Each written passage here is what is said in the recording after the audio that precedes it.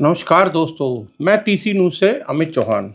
काफ़ी दिनों के बाद ब्रेक के बाद मैं आज आपके सामने फिर रूबरू होने जा रहा हूँ, क्योंकि इसका सबसे बड़ा जो आज की डेट में दिल्ली के अंदर देखा जाए तो ये चल रहा है मुद्दा कि जो दिल्ली चुनाव आने वाले हैं विधानसभा के, उसको लेके सरगर्मी बहुत तेज़ी से बढ़ती जा रही है।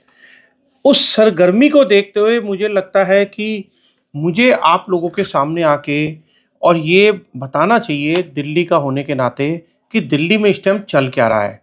क्योंकि दिल्ली देश की राजधानी है और दिल्ली से ही सारी राजनीति की लहर पूरे देश में बहती है।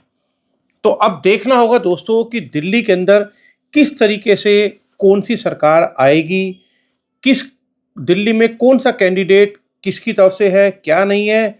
चलिए अब हम इस चीज़ को आगे अच्छी तरह से जानकारी लेने की कोशिश करते हैं। तो दोस्तों आज की डेट का सबसे बड़ा मुद्दा एक है, जो आज की सबसे बड़ी लेटेस्ट खबर है कि एआईएमआईएम के अध्यक्ष असदुद्दीन ओवैसी ने एक निर्णय लेने की सोची है। दोस्तों आपको याद होगा पहले दिल्ली में बहुत बड़ा दंगा हुआ था। दंगे के अंदर कितने सारे लोग मारे गए थे। हिंदुओं के अंदर से जैसे सीबीआई के जो काम करने वाले अफ़सर हैं, उनको कितनी बेदर्दी से मारा गया था। और जो उस दंगे के मेन अभियुक्त थे, शाहरुख शाहरुख के नाम से जो मेन अभियुक्त थे, उनको दोस्तों उनको टिकट दी जा रही है। ये एक आज की सबसे बड़ी अपडेट है। तो दोस्तों इसके अंदर जो देखा जा रहा है वो ये देखा जा रहा है कि दिल्ली दंगों का एक मेन अभियुक्त था जिसका नाम था शाहरुख पठान। शाहरुख पठान को क्या किया जा रहा है, शाहरुख पठान को एआईएमआईएम की तरफ से टिकट देने की सोची जा रही है और जहां तक उम्मीद है उनको मैदान में उतारने की पूरी तैयारी भी है। तो दिल्ली की जनता ये जरूर देखेगी कि किस तरीके से कौन कौन पार्टी अपने कैंडिडेट उतार रही है, क्योंकि दिल्ली की जनता का एक इतिहास है, वो बोलती कम है और जवाब ज़्यादा देती है बटन दबा के। अब देखना ये पड़ेगा कि उस बटन का असर पार्टी की वजह से चुनाव में कौन जीतता है और कौन हारता है, ये तो समय ही बताएगा। पर जिस तरीके से जो वहाँ के निगम पार्षद थे, जो मेन अभियुक्त थे, जिनको सबसे बड़ा कल्प्रिट माना गया था और जिसकी वजह से आम आदमी पार्टी की छवि को बहुत बड़ा डेंट पहुंचा था, वो निगम पार्षद, वो मेन अभियुक्त जो आज भी जेल में है, उसको भी टिकट एआईएमआईएम की तरफ से दी जा रही है। तो दो दिल्ली दंगों के अभियुक्तों को एआईएमआईएम की तरफ से टिकट दी जा रही है, ओवैसी की तरफ से। और ओवैसी को ये दिल्ली की जनता को कैसे जस्टिफाई करेंगे, कि दिल्ली की जनता के सामने कैसे जाएंगे कि वहाँ पे ये बता सकें कि दिल्ली दंगे के अभियुक्तों को टिकट दे रहे हैं। अब आ जाते हैं हम कांग्रेस की तरफ। कांग्रेस के अंदर भी उन्होंने एक बहुत बड़े चेहरे को जो दंगे के अंदर अभियुक्त थी महिला, उनको भी टिकट देने का राहुल गांधी की तरफ से ऐलान करने की बात कही जा रही है। अब ये देखना पड़ेगा कांग्रेस कमेटी को कि क्या दिल्ली दंगे के अभियुक्त को वो टिकट देंगी कि नहीं। अगर दे दिया तो उनको खुद को बहुत भारी पड़ने वाला है। पहले ही कांग्रेस की फजीहत पूरे देश में चल रही है। अभी वो हाल ही में महाराष्ट्र का चुनाव इतनी बुरी तरह से हारे हैं, हरियाणा का चुनाव इतनी बुरी तरह से हारे हैं, तो उनको सोचना पड़ेगा कि क्या वो इस हार को जस्टिफाई करते हुए क्या ऐसे कल्प्रिट को टिकट दे सकते हैं जिसकी वजह से उनको दिल्ली चुनाव के अंदर बहुत बड़ा डेंट लगने जा रहा है। और अभी आपने हाल ही फिलहाल में देखा होगा कि जब केजरीवाल 177 दिन जेल में रहने के बाद बाहर आए, तो उन्होंने ये पता था कि दिल्ली के अंदर मैं अकेला ही चुनाव लड़ूंगा। कांग्रेस ने काफ़ी कोशिश करी इनके साथ अपना अलायंस बनाने को लेके, पर जब केजरीवाल ने डिक्लेयर कर दिया कि नहीं, मेरे को चुनाव किसी के साथ नहीं लड़ना, तब कांग्रेस ने अपने प्रत्याशियों की सूची बनानी शुरू करी। और दोस्तों, इसमें एक प्रत्याशी तो ऐसे हैं जिसको देख के मैं खुद बड़ा सरप्राइज हूं और मुझे काफ़ी अच्छा फील हो रहा है। क्यों? क्योंकि सीएम केजरीवाल ने उस प्रत्याशी की माताजी के खिलाफ बहुत ही अपशब्द और बहुत ही गलत तरीके से बोला गया था। आप लोगों को याद होगा, हमारी दिल्ली की पूर्व सीएम शीला दीक्षित जी, उनके बारे में क्या-क्या बोला गया था। अपमानजनक शब्द भी बोले गए थे कि वो अपने घर में 25 एसी, 30 एसी लगा के रखते हैं, टॉयलेट में भी एसी है। आज किस मुंह से सीएम केजरीवाल बोलते हैं, जो पूर्व सीएम केजरीवाल हैं, किस मुंह से बोलते हैं कि शीला दीक्षित के बाथरूम तक में टॉयलेट एसी है, जबकि उन्होंने अपने शीश महल का जिक्र तो किया ही नहीं। तो अब नई दिल्ली से सीएम केजरीवाल के अगेंस्ट पे कांग्रेस ने बड़े ही धाकड़ प्रत्याशी के तौर पे उन्होंने जो प्रत्याशी उतारा है, शीला दीक्षित जी के सुपुत्र को उन्होंने टिकट कंफर्म कर दी है। दोस्तों, संदीप दीक्षित एक इतना जाना पहचाना चेहरा और नाम है, जिनकी छवि बहुत ही अच्छी है, जिनकी छवि के बारे में आज तक उनके ऊपर कोई दाग नहीं लगा।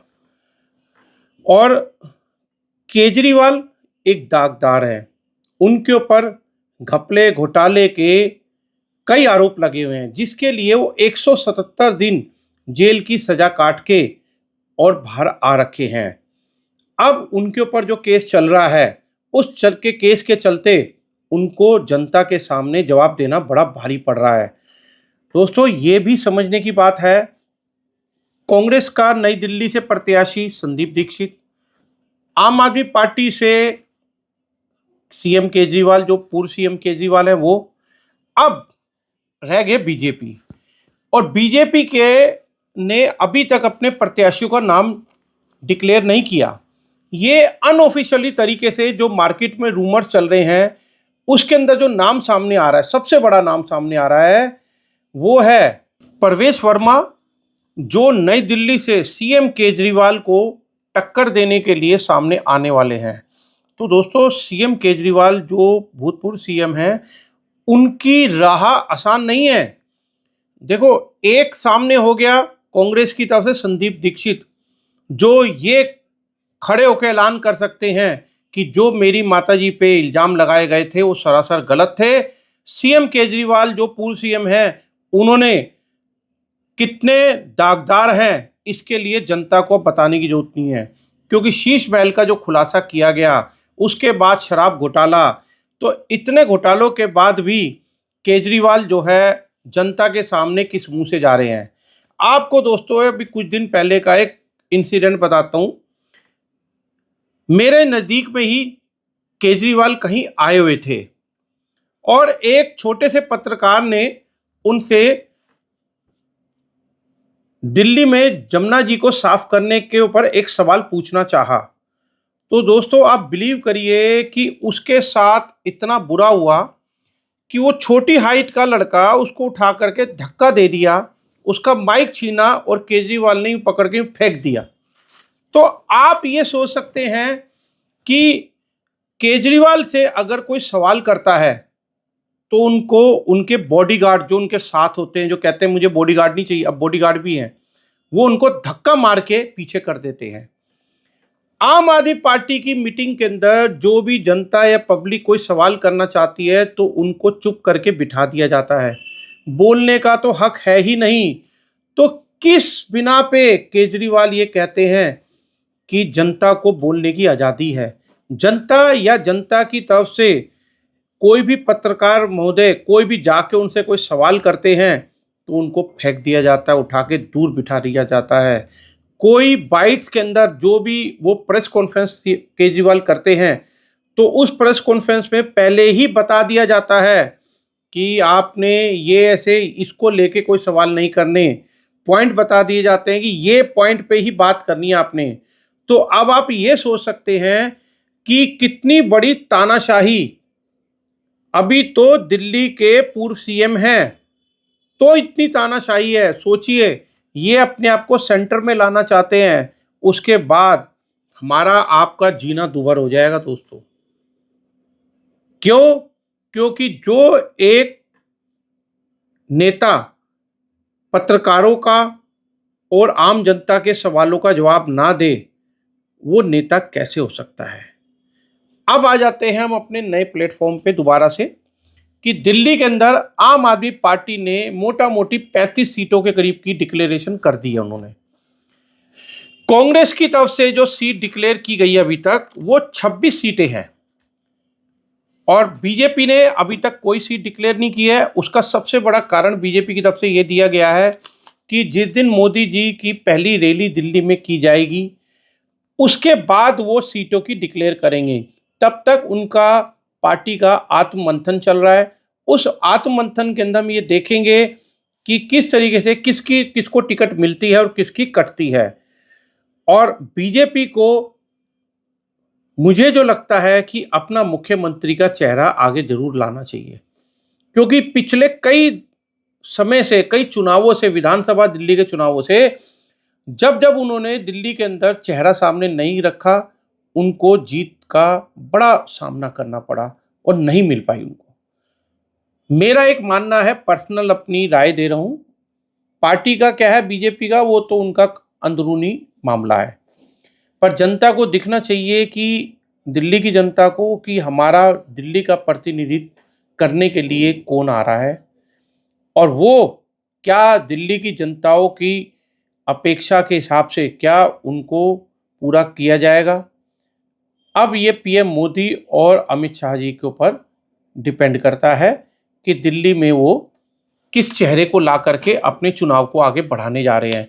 तो दोस्तों, आप ये ज़रूर देखिएगा मेरे इस चैनल को, क्योंकि अब मैं डेली आपको के सामने प्रस्तुत होऊंगा और ये बताऊंगा कि दिल्ली चुनाव में क्या सरगर्मी चल रही है, दिल्ली के अंदर हो क्या रहा है, दिल्ली के अंदर कैसे कूड़े के पहाड़ों के लिए वादे किए गए कि साफ सफाई, लंदन कर देंगे दिल्ली को, दिल्ली का पानी साफ मिलेगा। दोस्तों, सूंघने के का छोड़ो, नहाने के लिए भी अगर पानी आप यूज करना चाहो तो नहीं कर सकते, इतने बुरे हालात हैं दिल्ली के अंदर पानी के। और बहुत पिछले 10 दिन से तो मैं खुद भी परेशान हूं कि मेरे यहाँ पे इतना बदबूदार पानी आ रहा है। इस बदबूदार पानी के से हम नहा नहीं सकते, तो पीने की तो बात ही छोड़ दो, बाजार से बोतल मंगा के पानी पीना पड़ता है। इतने बुरे दिल्ली के अंदर इस टाइम पानी को लेके हालात हो रहे हैं। आप कमेंट्स में लिखना जरूर कि आपके कौन से दिल्ली के एरिया में, क्षेत्र में पानी की दिक्कत है, और आने वाले समय में हम खुद आपकी बात को आगे रखेंगे। आप ये भी कमेंट्स में लिखना कि दिल्ली के अंदर से आप कहाँ से बोल रहे, कहाँ से आप कमेंट्स कर रहे हैं, और आपके यहाँ पे कोई कूड़े को या गंदगी को लेके कोई हालात ख़राब है तो एरिया का ज़रूर मेंशन करना। हम आपको कांटेक्ट करेंगे, हमारी तरफ से एक प्रतिनिधि जा करके, हमारी तरफ से एक ग्राउंड रिपोर्टिंग के लिए लड़का जाएगा, और आपके वहाँ पे सारी हकीकत को हम इस चैनल पे प्रस्तुत करेंगे।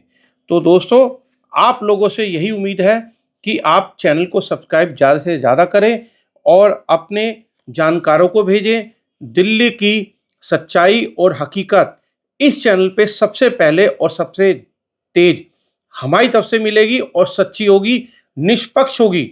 हम किसी के पक्ष को लेके बात नहीं करते और ना ही कभी हम करेंगे। जय हिंद, जय भारत।